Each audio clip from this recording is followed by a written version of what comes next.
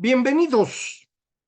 Esto es Fuera de la Caja. Yo soy Macario Esquetino y les agradezco mucho que me escuchen en esta nueva emisión de Largo Aliento para continuar el tema en el que estábamos en la última ocasión, que era cómo los monoteísmos nos fueron llevando, en particular en el caso de Occidente, a un estado laico, un fenómeno que ocurre propiamente hablando en el siglo XVII, aunque uno puede rastrear al siglo XVI los cambios. Recuerde usted la invención de la imprenta en el mediados del siglo XV, que provoca pues la aparición de una gran cantidad de ideas distintas, algunas recuperadas de los viejos conocimientos. Uno puede hablar de los griegos, los romanos, que en realidad recuperan cosas incluso anteriores y que la imprenta permite diseminar entre muchísimas personas y con esto generar una discusión nueva. Esta discusión muy rápidamente eleva los reclamos que ocurrían a la iglesia en de distintas partes de Europa en una disputa abierta, la Reforma, de la cual surgen diferentes denominaciones, también cristianas, pero que ya no quieren hacerle caso al Papa y cada una de ellas va teniendo un éxito distinto, algunas muy exitosas como la del Lutero, que incluso ya platicamos, otras mucho menos exitosas, pero para el siglo XVII lo que tenemos en toda Europa, pues ya es un panorama muy distinto al que había anteriormente. Muchísimas formas diferentes de creer, todavía en un mismo Dios que es ligeramente distinto según lo va leyendo cada quien. Es en este espacio en el cual ocurre la gran transformación que empieza a quitar a Dios como gran referencia social y lo va llevando a las creencias personales, que este es el proceso del Estado laico o Estado ateo que vamos construyendo desde entonces. En el siglo XVII, en Inglaterra, en Reino Unido, todavía no se llama así, pero así se va a llamar, ocurren dos revoluciones, una en 1642, la otra en 1688. En la primera, los miembros del Parlamento se levantan en contra del rey Carlos I, al cual acusan de estar en contacto con los católicos, de querer acabar con las creencias propias de la Iglesia anglicana y eventualmente le cortan la cabeza. 1649 le corta la cabeza Oliverio Cromwell. En este periodo hay un filósofo inglés que se llama Hobbes. Thomas Hobbes va a escribir un libro muy famoso, el Leviatán, en donde se refiere a este estado grandote que si no existiese nos dejaría en una vida corta, bestial, terrible, dice él, porque los seres humanos cuando no tenemos una manera de coordinarnos que él asocia a este estado poderoso, vamos a acabar matándonos entre nosotros. Esa es, digamos, la forma como lo ve Hobbes, 1642, él escribe un poco después, pero a la vista de lo que está ocurriendo en esta revolución que fue muy violenta. En 1688 ocurre una segunda revolución en Inglaterra que le llaman Revolución Gloriosa. Esta realmente no es una revolución, sino es la llegada desde Países Bajos de una heredera al trono que está casada con el jefe, el líder de Países Bajos, que es el que va a convertirse junto con ella en rey de Inglaterra, William d'Orange. Por eso es el único caso en el cual ambos son reyes, el esposo y la esposa. En otras ocasiones, el rey puede ser el hombre y la mujer es una reina consorte, o como ocurrió recientemente, la reina Isabel II era la reina y su esposo era príncipe consorte. En esa ocasión, en 1688, ambos son reyes, William and Mary. y ellos van a llevar a Inglaterra las ideas que se han ido desarrollando en Países Bajos. Platicamos en la ocasión anterior de cómo ahí en Países Bajos, lejos del centro del imperio, se podía empezar a pensar un poco distinto, las ciudades tenían la fuerza suficiente para defenderse del imperio y esto permitió pues que hubiera libertad de cultos y que los ciudadanos pudieran mandarse a sí mismos. Y estas ideas son las que van a llegar a Inglaterra, poco después ya será Gran Bretaña y Reino Unido, en esta revolución gloriosa de 1688. Ahí hay un segundo filósofo inglés muy famoso también, John Locke. Se dice incluso que Locke viajó en el mismo barco en el que llegó Mary a Inglaterra.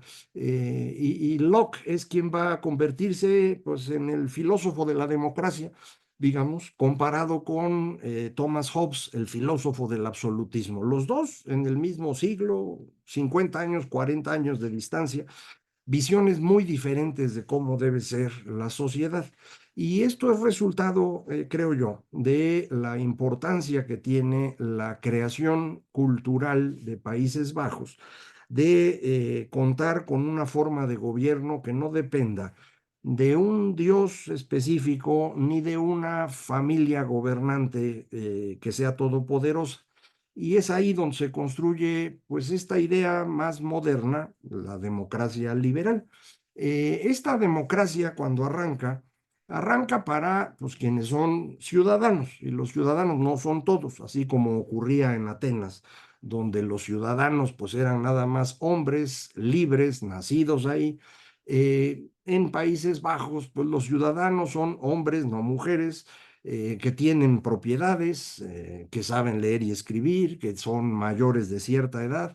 Y este grupo es el que puede empezar a tomar decisiones, pero todos al interior de ese grupo valen lo mismo, digámoslo así. Esto es un avance frente a la forma como funcionaba el monoteísmo. Usted recordará, en el monoteísmo todos los que creen en el mismo Dios son iguales. En esta nueva versión ya no necesita usted creer en el Dios, puede creer en distintos dioses, pero todos son iguales. Y esto es lo que va a dar un movimiento distinto a la sociedad. Si ya no tenemos como referencia a un único Dios, entonces para que podamos coordinarnos adecuadamente es necesario que todos participemos en el funcionamiento de esta sociedad. Esta participación nos va a llevar en tres caminos diferentes que los tres son claramente acelerados a partir de este momento que estamos hablando. La democracia, por un lado, en donde si todos valemos lo mismo, cualquiera de nosotros puede gobernar. El mercado, en donde pues todos tenemos derecho a participar en la generación de riqueza. Y el conocimiento, en donde todos tenemos derecho a participar de la educación y la ciencia. Estas tres cosas se van a mover juntas y para que ocurran se necesitan las tres. No puede uno seleccionar dos de ellas. O valemos todos lo mismo y entonces todos tenemos derecho a gobernar, a generar riqueza y a generar conocimiento, o no valemos lo mismo y entonces pues nos regresamos a un sistema autoritario en donde los que hacen negocios son los amigos de los autoritarios y eso del conocimiento pues mejor ni le buscamos porque todo se descompone. Son, digamos, como las dos opciones que tenemos y lo tenemos a partir de ese momento. Esto se va a ir moviendo alrededor de Europa. Insisto, nace en Países Bajos, se mueve con la Revolución Gloriosa a la Gran Bretaña y durante el siglo XVIII esto se va a trasladar al resto de Europa. En el siglo XVIII ocurre una guerra muy importante, que casi nadie se acuerda de ella, pero es muy importante, y es la Guerra de los Siete Años. Esta guerra va de 1756 a 1763. En esta guerra se enfrentan Inglaterra y Francia por el control del mundo. Es, yo creo, la Primera Guerra Mundial, de veras, la primera. Hay batallas en Asia, hay batallas en América, hay batallas obviamente en Europa. Las de América son muy curiosas porque en aquel entonces Francia tiene el control de lo que hoy llamamos Canadá, más amplia de lo que es hoy, pero también de Nueva Orleans. Entonces, Francia tiene una presencia importante en el continente americano. Inglaterra está pues, muy centrada en lo que se llaman las 13 colonias, no se habían expandido todavía. Y la guerra entre ellos se llama en Estados Unidos la guerra de los franceses y los indios, porque fue una guerra que involucró a comunidades de indígenas que vivían en toda la región del noreste estadounidense, unos con franceses, otros con ingleses, y esta guerra va a permitir que los colonos ingleses que vivían en Norteamérica, pues aprendan a usar armas, aprendan a hacer batallas, aprendan estrategia. Se dice incluso que George Washington, que pelea en esta guerra, aprende de los Iroquois, los indígenas Iroquois, la idea del federalismo, tal y como después se va a constituir en la esencia estadounidense. Y esta guerra no solamente se pelea en todos lados y tiene el efecto que le comento en los Estados Unidos, sino que deja en quiebra a los dos gobiernos, al de Inglaterra y al de Francia. El de Inglaterra, para recuperarse, lo que hace es subir impuestos. Y entre esos impuestos que suben está el que usted conoce por la historia sencilla que nos cuentan, el aumento al impuesto del té en las colonias americanas que provoca el estallido de la Revolución Americana.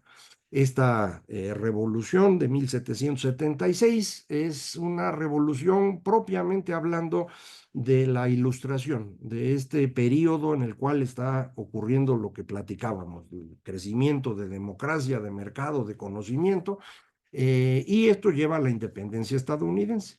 En Francia, el mismo problema de la quiebra del gobierno lleva al rey a llamar a los estados generales, es decir, al parlamento, para pues, subir impuestos.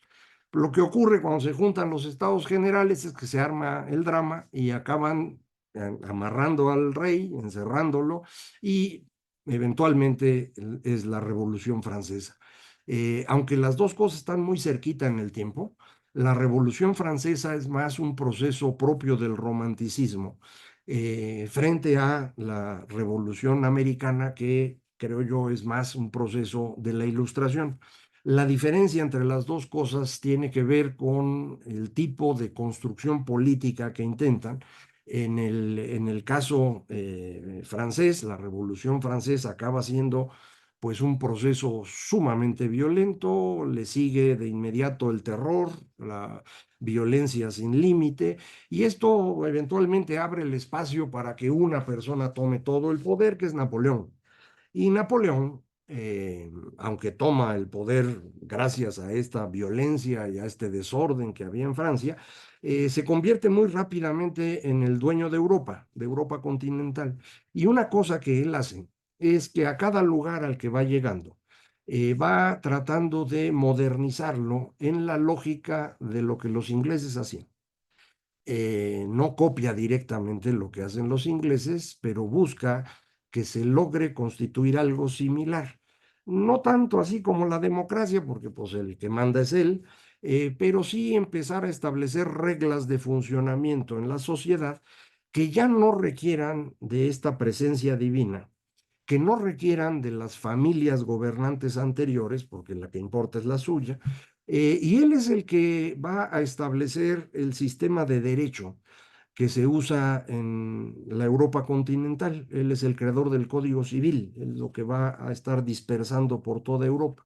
Y esto es lo que va a darle al continente un avance significativo del que ya no van a regresar, aun cuando algunas familias reales logran recuperarse y vuelven a gobernar un rato, lo tienen que hacer ya bajo control de parlamentos que paulatinamente van siendo más importantes, porque pues ya empezó a permear la idea de que sí, pues todos debíamos ser iguales.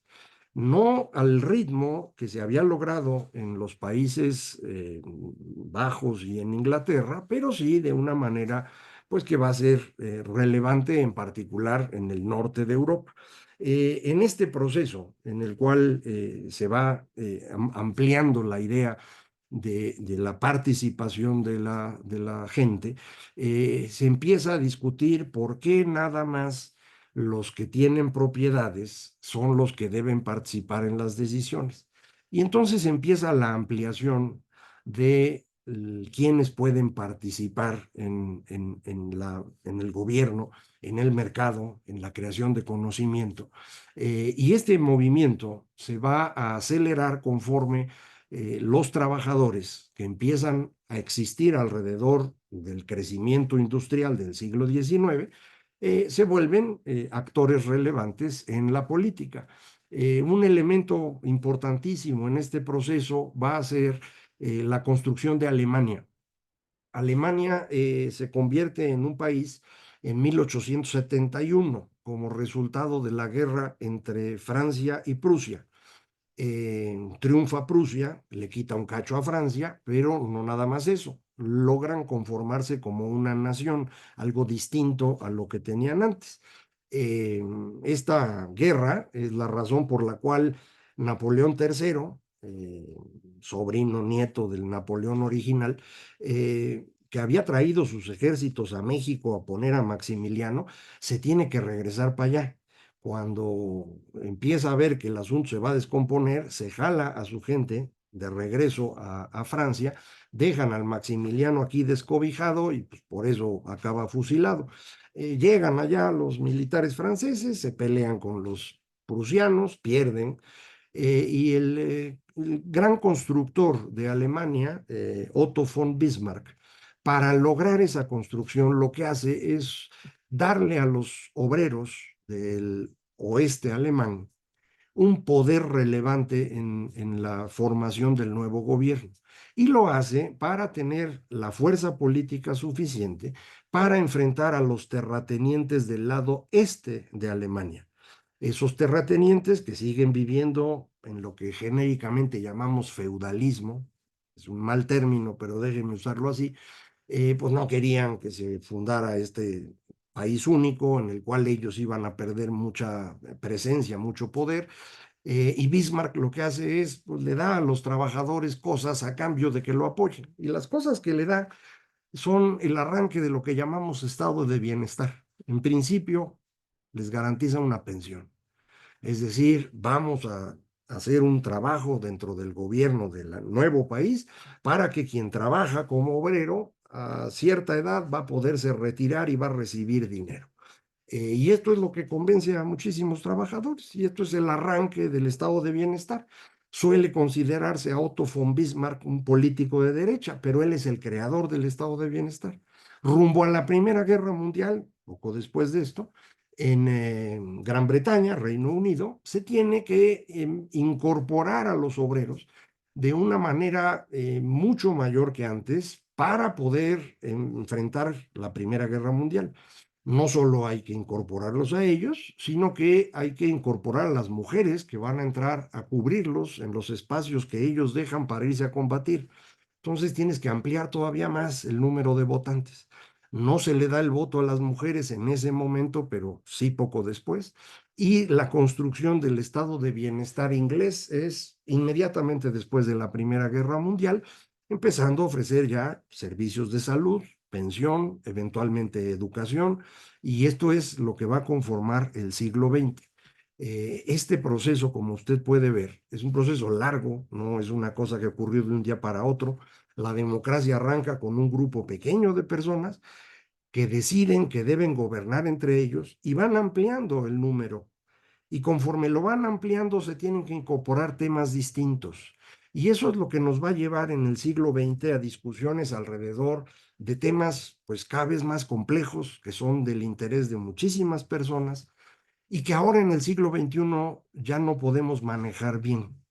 El proceso en el que estamos platicando va acompañado de grandes cambios comunicacionales que permiten que esta discusión pueda darse entre grupos cada vez más grandes de personas.